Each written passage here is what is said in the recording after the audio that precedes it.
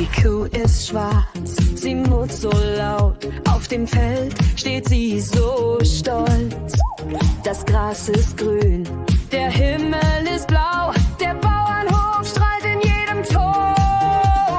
Rot wie die Scheune in der Sonne glüht, gelb wie das Heu, wo wir uns freuen. Braun wie das Pferd, das frei galoppiert. Farben auf dem Bauernhof für dich und mich.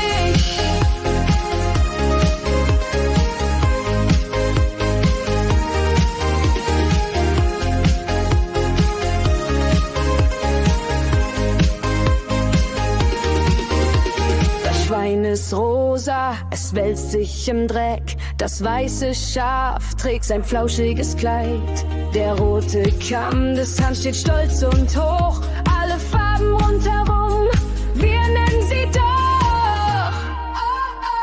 Rot wie die Scheune in der Sonne glüht, gelb wie das Heu, wo wir uns freuen. Braun wie das Pferd, das frei galoppiert. Farben auf dem Bauernhof für dich und mich.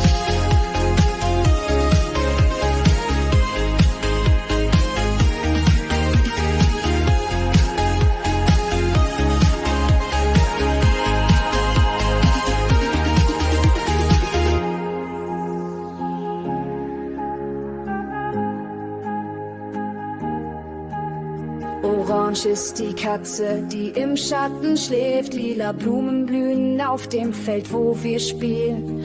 Blau wie der Teich, wo die Enten schwimmen. Die Farben des Bauernhofs füllen bis zum Rand.